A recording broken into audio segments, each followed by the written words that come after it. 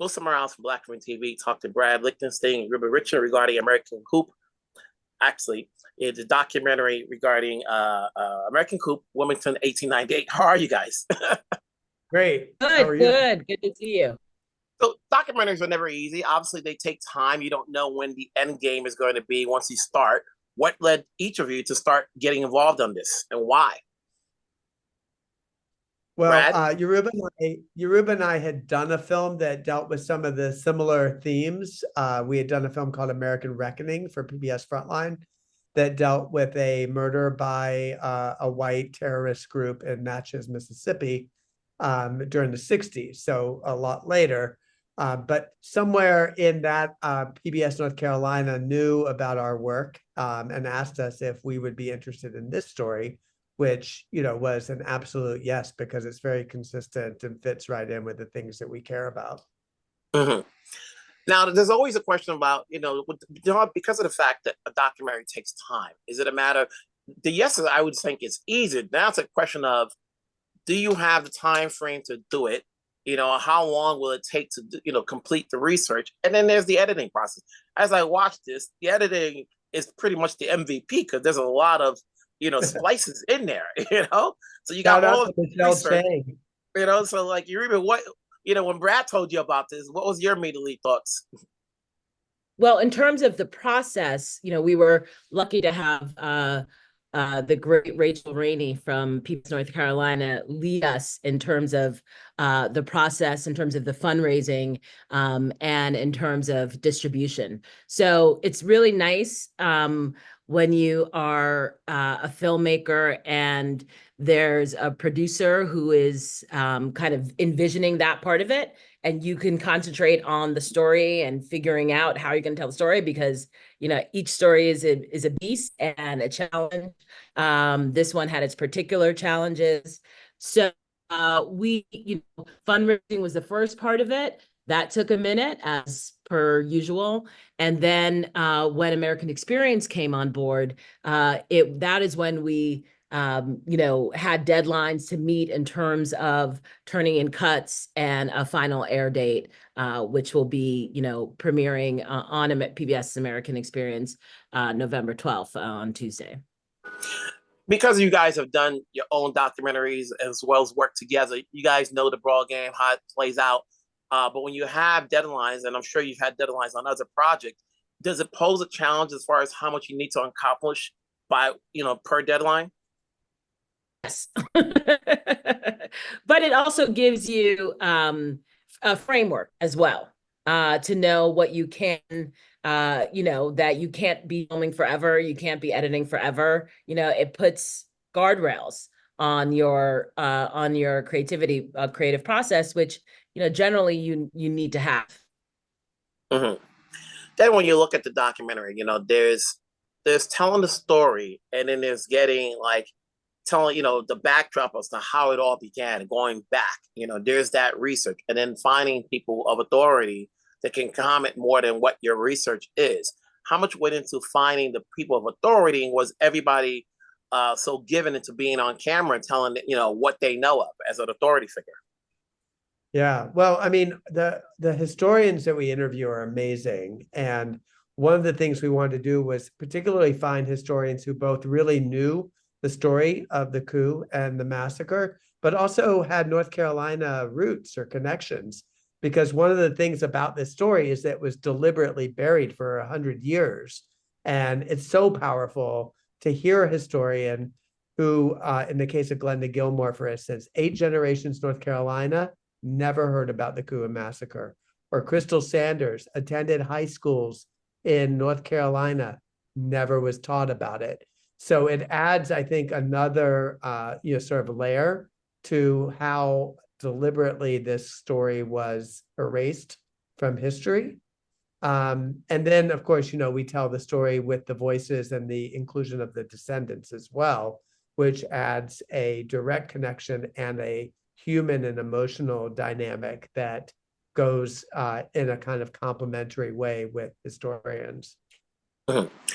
Whose story or whose whose story was more important to come across, because like I said before, one can get lost when you're seeing a lot of cuts and edits, but you want the emotions to come out of there, so that way when we're listening to one person, it doesn't just all of a sudden cut to another story. We're just like, oh, now my emotions are back to normal.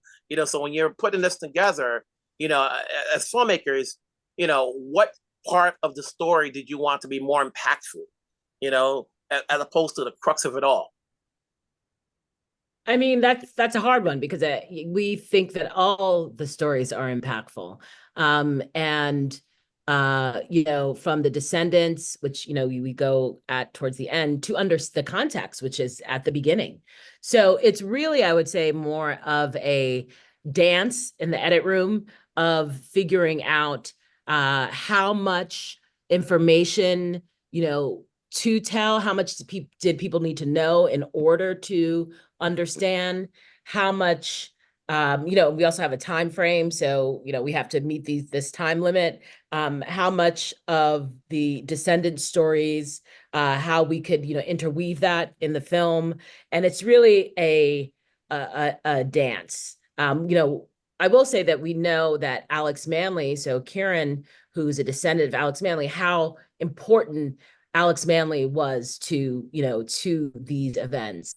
So we knew his story had to be featured in pretty early on and in a pretty big way. We knew that Josephus Daniels, who led the Raleigh newspaper, he was such an important figure. And we also had those descendants too. So we knew that those were going to be pretty big, pretty big part of the storytelling. Brad, I don't know if you have other. I would just add, that we also understood that it's a challenge to make a film that's engaging, dare I say, entertaining, to hold your attention. When all the action, everything that occurred happened just at the very beginning of film technology itself. So we really needed to figure out a way to use all the photographs and the text from the newspapers in a way that, is going to be exciting for people. And I think part of it was like knowing in our heads that newspapers of that day were like social media of today. And so just understanding how much what was written in the newspaper was influencing people and playing a role was helpful to understand how to make it dynamic and to give people a real sense that this was like unfolding in real time, even though it's 125 years ago. You think back 4 years, prior to, January 6th, not a lot of people knew of the word insurrection, in a bigger context, and so now when you hear about it, there's a lot more people can get an idea as to what you're talking about. How long ago did you start this, to the point where like, okay, now we see what happens. And, like you said, this is a piece of history that nobody knows. I don't even know now, as we're all older, is it in the history books at this point? Like, where would people find this if not on the internet? Is this something that's taught in history books nowadays, or is this still, underneath the rug for people to know in North Carolina?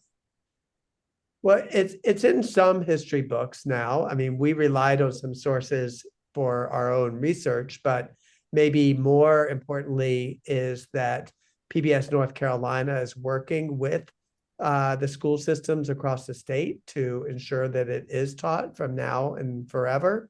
So that's one of the, sort of defined impacts that we're having. And then, of course, when we started this film, January 6th had not happened. And we were more focused on the film in terms of its history, and then also being able to bring it to the public around the date that it happened, which is November 10th, and we're going to be airing on November 12th. But I think the real message about that is that, especially Americans, I don't know if other countries are as forgetful of their past as we are. We seem to be so concerned about constant reinvention, and so we bury a lot of our past, and then we are surprised, by how these same themes of disinformation or, using race as the reason and the target for violence, or the way in which, we stoke fears and stoke violence by making people fearful of crime. Like all of these themes were part of the story of the coup and the story of the massacre. And these are not unfamiliar themes to Americans. We just tend to forget or bury them. As filmmakers, as you continue to do documentaries, one can never stop learning. What did you learn in the process of putting this together that helps you out skill set wise, moving on to whatever project you do next, whether it be this time I'll do this so I can be finished faster. This time I'll do a certain type of research. Is there anything you got out of this that, you say, okay, I've never tried this before? You able? Yeah, a couple things. I think working with the graphics and animation, and the visualization of how we were going to use those to come to life was new to me and really cool part of the process. And I'm very excited to take that, experience and to apply it to other projects. That's one of the things that really stands out in terms of like a new filmmaking experience for me. And yourself, Brad? Well, I'd say for me, what maybe the coolest thing and the newest thing for me is that we had a song that was literally rearranged and kind of finished out specifically for this movie by Rhiannon Giddens. She had been working on an opera, and that will happen probably one day about the same topic. But there was a song, and it was very operatic. But she and some of the musicians she works with were able to rearrange it, and we use it, in the beginning of the film, and actually, later too. And to me, it was so cool to really have that part of the edit, be led by the lyrics and the rhythm and the sound in that song. So I want to do that all the time now. What do you want audiences to get once they see it? Because there's a lot of it, it's documentary, you have to market these things because it's not like it's in theaters and you're going to get massive people to see it. And, great. A lot of documentaries are being promoted, which is great, but there's always one too many. So we want to get people eyes on it.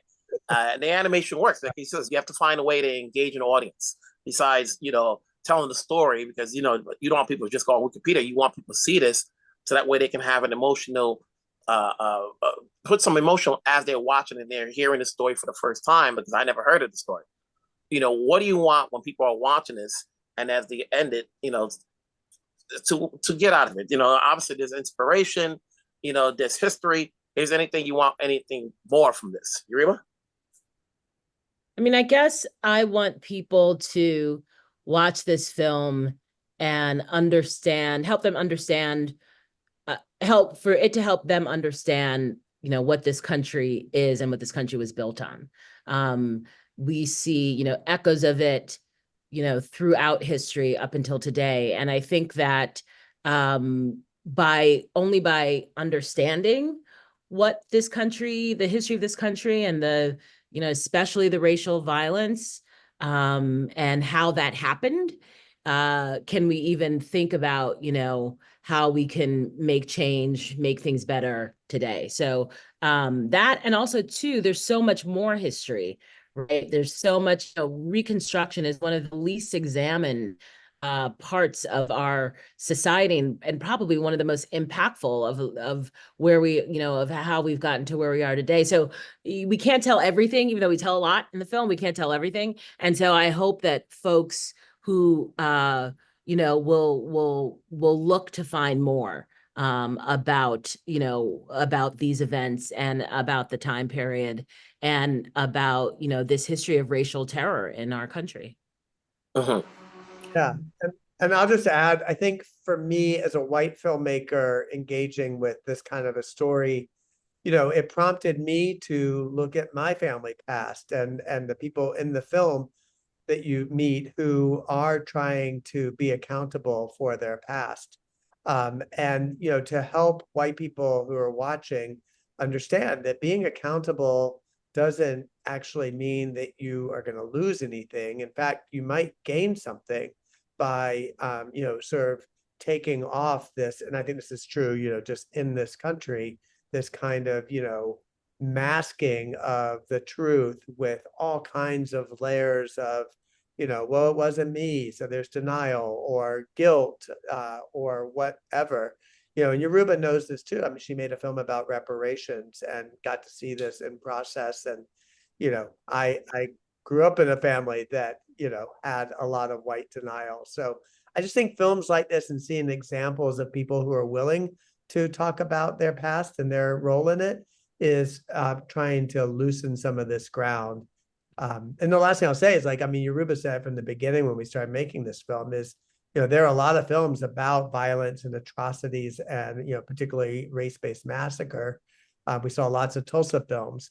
We didn't see very many, if any, white descendants talking about it. And, what are those, I'm stealing a line from Yoruba, but like, what are those conversations that they have in their own families? And, that telling moment that you, I think, pointed out with Lucy Macaulay saying she has this folder that's called the evidence in case anybody asks her in her family. Like, that's the kind of stuff that we have to be doing in our personal relationships.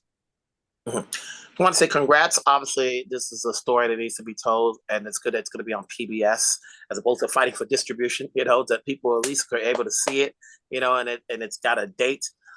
So, congrats on your time and talking to me so that way we get why you did it. As filmmakers, you always want to tell people why you did it as opposed to, like, oh, it's there. No, we want to understand why and the work it takes for the research. I'm sure I'll talk to you down the road, hopefully not years, because I know it takes years to get one project done. So I'm sure I'll see you somewhere else sooner than later. So take care of yourself wherever you're at. Thank you, And I Wilson. will show you down the road. Thank you. Thank you